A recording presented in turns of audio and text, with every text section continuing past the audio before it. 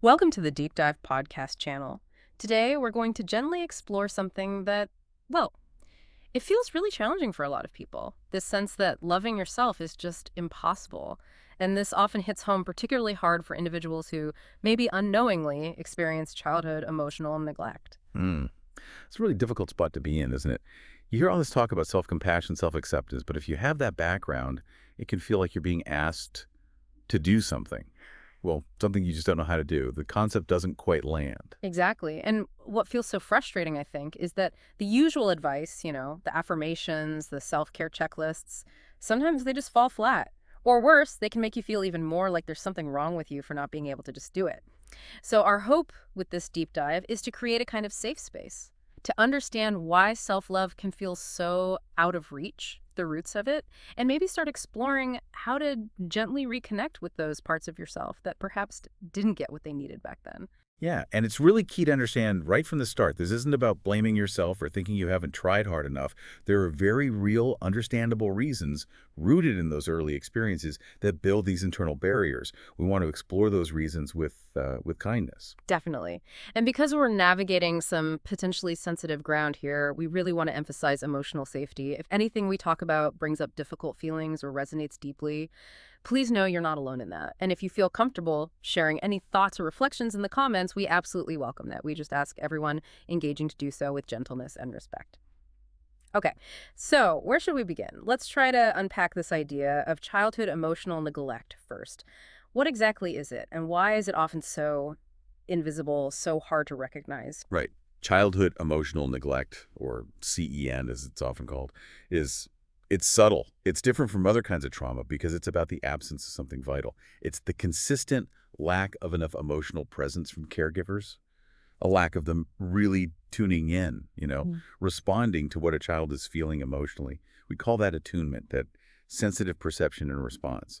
It's about a chronic pattern of unmet emotional needs rather than specific bad events. That distinction is so important, the absence versus presence. Could you Yeah. maybe give some examples? Because I think it's harder to pinpoint something that didn't happen. Sure. Think about a child who often seems sad or worried, but the parents consistently brush it off, like, oh, you're fine, or stop being so sensitive. Hmm. Or another common one, a child gets praised a lot for being so independent or mature from a really young age. But inside, that child just feels alone and wishes someone would, step in and help or connect more. Or maybe a child learned very early on, don't show your feelings, don't make a fuss, because they sensed their parents couldn't handle it or weren't available. Just feeling sort of invisible in your own home, like your inner world just wasn't seen or acknowledged. That's really the core of CEN. That paints a clearer picture.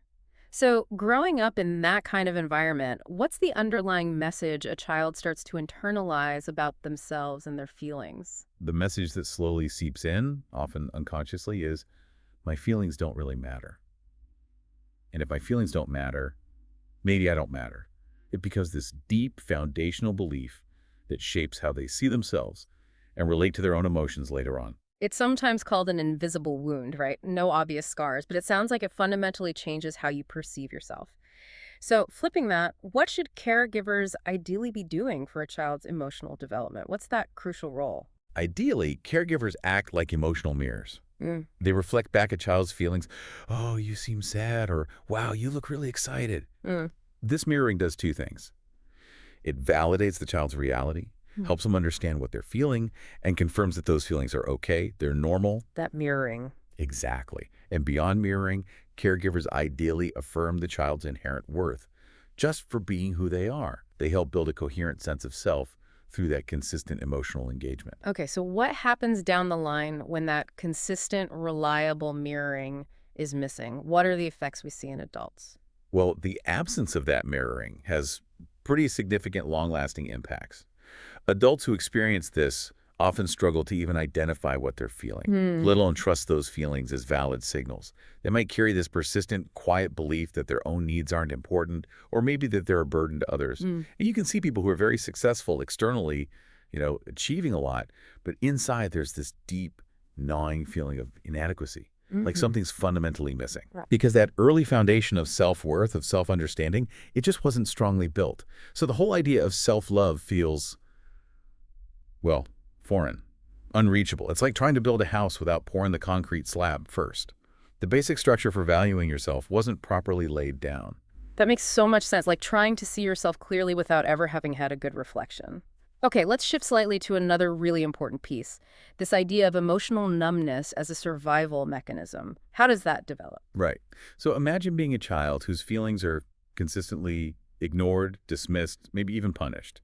Your nervous system is smart. It wants to protect you. So one way it adapts is by gradually dialing down the intensity of emotions. It creates a kind of detachment from your own needs, turns down the volume on self-empathy. It's a protective shield, really. If feeling things openly leads to pain or invalidation, the system learns to just feel less intensely as a way to cope. So this numbness, while maybe helpful back then, carries forward into adulthood. Exactly. That survival strategy years later can show up as feeling emotionally flat or kind of blank much of the time. People might struggle to connect deeply with others or even with themselves. They might say things like, I don't really know what I want, or I don't know how I feel about that. And this is a big reason why that advice, just love yourself, can feel so meaningless or impossible. You're being asked to connect with and appreciate something you have limited access to. It's like asking someone to savor a complex meal when their sense of taste is dulled. The emotional connection to the self needed for self-love isn't fully available. It's not about wanting it, it's about the access. The connection isn't quite there, which leads us perfectly into the next point. This deep distrust of the self that can develop. How does CEN feed into that? Well, if your experience repeatedly teach you that your internal signals, your sadness, your joy, your anger, your needs are ignored or lead to negative outcomes, you implicitly learn that your inner world isn't a reliable guide. It's not safe to trust what you feel or need, because historically doing so didn't get you the response you needed.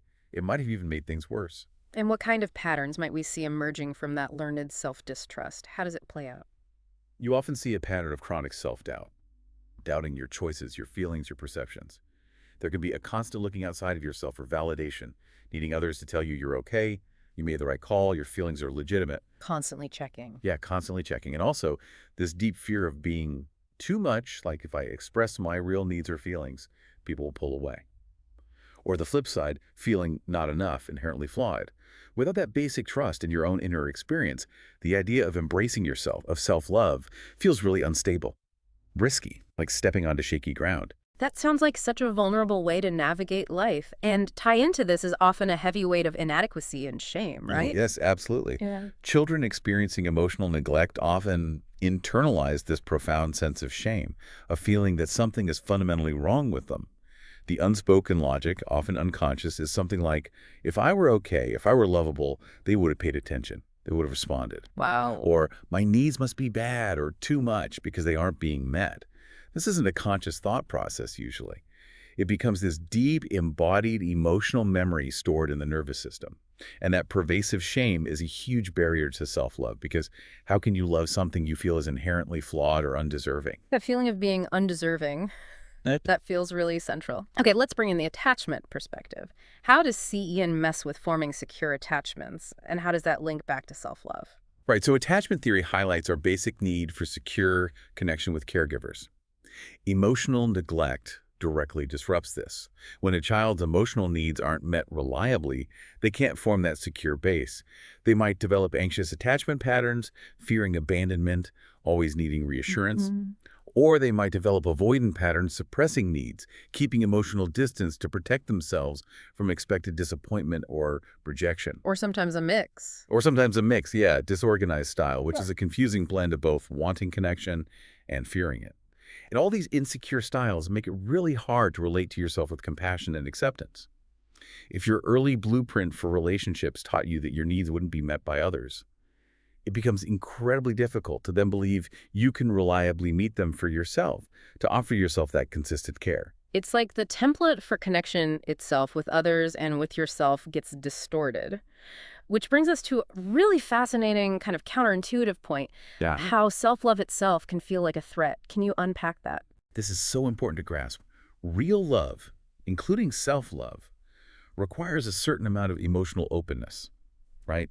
Being present with your feelings, allowing vulnerability. Yeah. But for someone whose history involves emotional neglect, Those very states, feeling deeply, being present, being vulnerable, might be unconsciously linked to past experiences of pain, dismissal, or feeling abandoned. So the nervous system, on a deep level, might perceive the act of turning towards yourself with love and vulnerability as dangerous. Like it might re-trigger those old wounds. Wow, okay. This can create an unconscious resistance. It's not that the person doesn't want self-love. It's that their body remembers a time when that kind of openness felt unsafe. It's a protective impulse that's now getting in the way. That's such a compassionate way to understand it. The resistance isn't defiance, it's protection based on past reality. That really shines a light on the complexity. Okay, let's move into some frequently asked questions. I know people listening might have these bubbling up. First one, why do I feel numb or blank when I actually try to do self-love practices? Yeah, that's a common experience. As we talked about, that numbness is often that old protective mechanism kicking in. Your system learned way back when that intense feeling wasn't safe or helpful, so it learned to dampen things down. When you try to connect inward with intention, like through a self-love practice, that old pattern might automatically activate, leading to that feeling of numbness or disconnection. It's crucial to see it not as failure, but as your system's resilience. It's a learned way of trying to keep you safe, even if it's outdated now. That's a helpful reframe. Okay. Okay, another big one. Can I heal from this? Can I learn self-love, even if I don't really remember much from my childhood? Lots of people struggle with spotty memories. Yes, absolutely. Healing from CEN isn't primarily about excavating detailed memories. The impact is felt now in your current emotions, relationships, self-perception. So the healing focuses on building emotional safety and self-connection in the present. Understanding past patterns can help, sure, but you don't need a perfect recall of events to start healing and cultivating self-compassion today. That's really encouraging. Now, a practical one. How do I start reparenting myself if I don't even know what I needed back then? The idea can feel a bit abstract. That's a great question. It can feel daunting. A gentle way to start is just to begin asking yourself, maybe in quiet moments, what did little me wish they could hear? Or what kind of comfort felt missing? But you can also start much smaller, just tiny, consistent acts of care. Taking a moment to notice, how am I actually feeling right now? Offering yourself one kind word, making sure you eat lunch. These small, consistent check-ins and gestures of care start building that bridge, even if you don't have a grand plan of exactly what was missing back then. Small and consistent. That feels doable. Okay, here's another common feeling. What if trying to prioritize myself or practice self-love makes me feel really selfish or guilty? Ah, yes, the guilt. That feeling almost always traces back to those internalized messages from childhood, the belief that your needs are a burden, or that focusing on yourself is inherently wrong. If your needs were overlooked, you might have learned that self-focus is selfish. It's really important to gently challenge that belief. Self-love isn't selfish. It's essential maintenance. It's reclaiming your right to exist fully and have needs. Think of it as filling your own cup so you actually have something genuine to offer others rather than running on empty. That's a powerful shift in perspective. What about professional help? Is therapy absolutely necessary to heal from childhood emotional neglect? Therapy, especially trauma-informed therapy that understands these developmental issues, can be incredibly helpful. It offers a safe relationship, guidance, co-regulation. But is it the only way? No. Healing can definitely happen through other avenues too, especially those that foster connection both internal and external. Things like insightful books, supportive groups or communities, body-focused practices like yoga or mindfulness that reconnect you with yourself, consistent self-reflection. The key is finding resources and practices that feel safe and resonant for you, that help you build that understanding and connection. So a multi-pronged approach is possible. Okay. Last FAQ. And it's the timeline question. How long does this take? How long until I learn self-love? That's the million-dollar question, isn't it? Yeah. And the honest truth is there's no finish line. Learning self-love isn't like learning to ride a bike where you suddenly get it and you're done. It's much more like tending a garden or building a relationship. It's an ongoing process, cultivated over time with consistent, gentle effort. There will be good days and tough days, times you feel connected and times you feel distant. The focus really needs to be on the process, the ongoing commitment to showing up for yourself with kindness, rather than on hitting some imaginary deadline or achieving a perfect state. It's a lifelong journey, really. That feels much more realistic and less pressured, focusing on the journey, the relationship with self. So just to kind of wrap up our deep dive today, the core message seems to be that childhood emotional neglect can really set the stage for feeling like you don't matter, like your feelings are irrelevant, your needs are too much. Exactly. And the truth, if this resonates with you listening, is that you were never too much. Your needs were valid. You just weren't fully met in the way you needed back then. And this journey towards self-love, towards self-compassion, it might feel weird at first, maybe even uncomfortable, as we discussed. It likely won't feel natural right away.